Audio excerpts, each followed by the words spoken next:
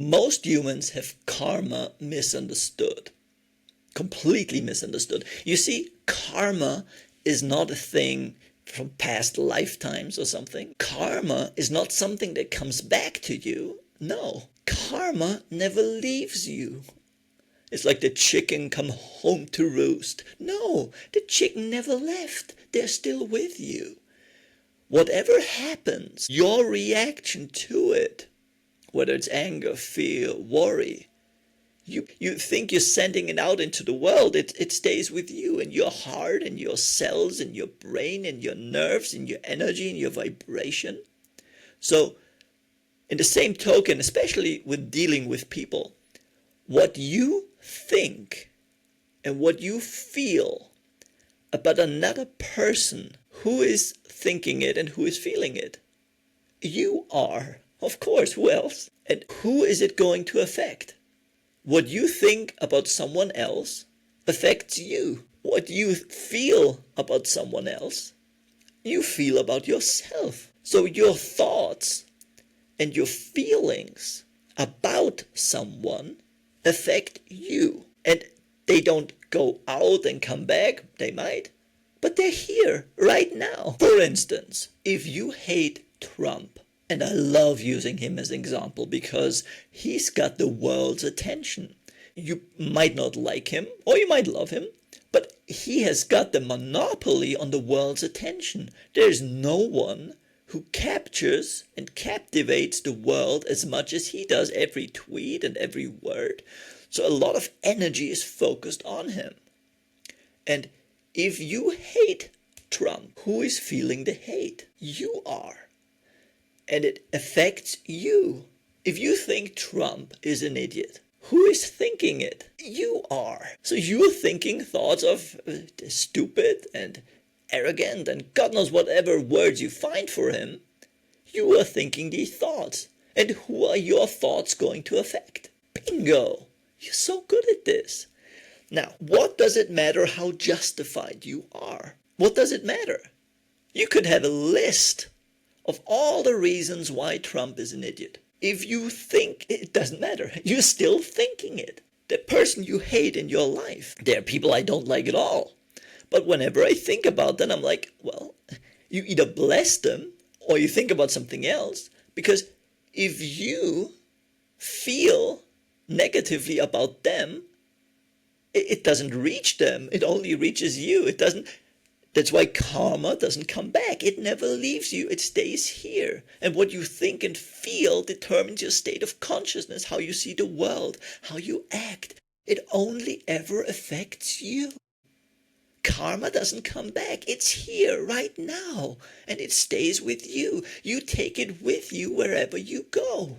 That's good news, right? Right? Or is it not? Well, depends. Depends on how you're using your thoughts and your feelings. It's good news because if you think well of others, if you wish them well, you carry that with you wherever you go. You don't have to be afraid of karma because, well, it's good news because you create your own karma. Now, and here's the thing about justice. Well, he was really angry. He was really unfair. He was really out of line. I hope the universe punishes him.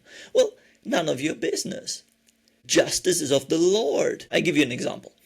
If there's someone acting very unreasonable and angry, it happens a lot in traffic. Someone cuts you off and then they curse you. They're like, hey, what the heck? You made the mistake and then you shout at me? That is unfair. Well, I hope he gets what he deserves. He already got what he deserves, where he's feeling his own anger.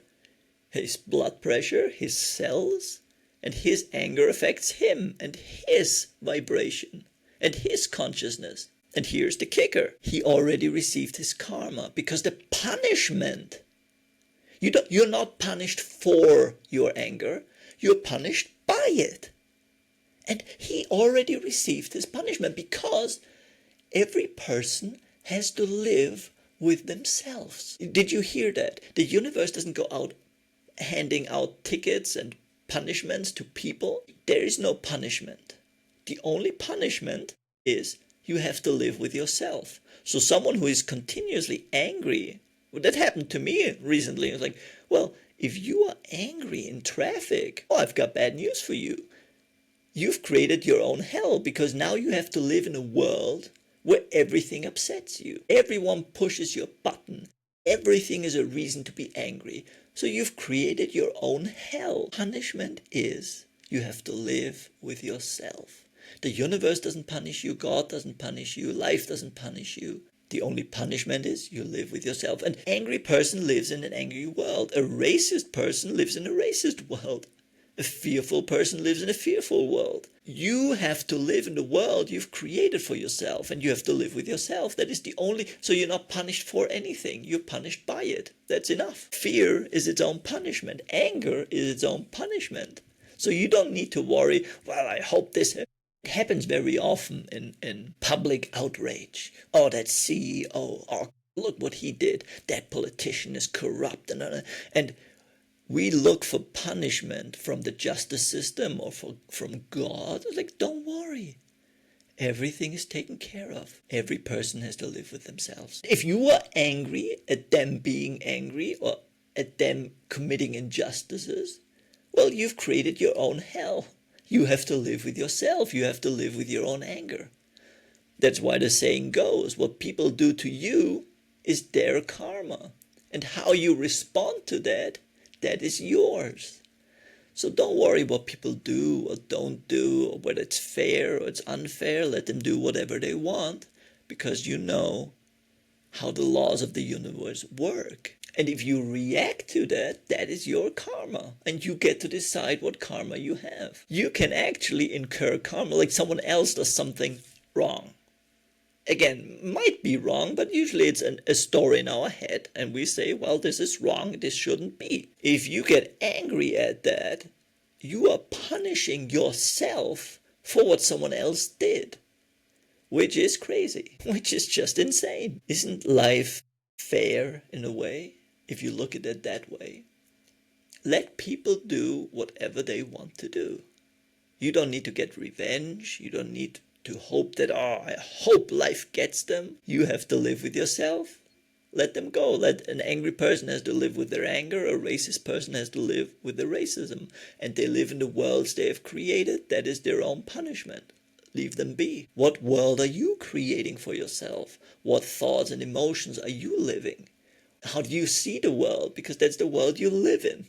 We're all having a very subjective experience of this thing called life. No one has the same experience. So when you wake up, what world do you live in?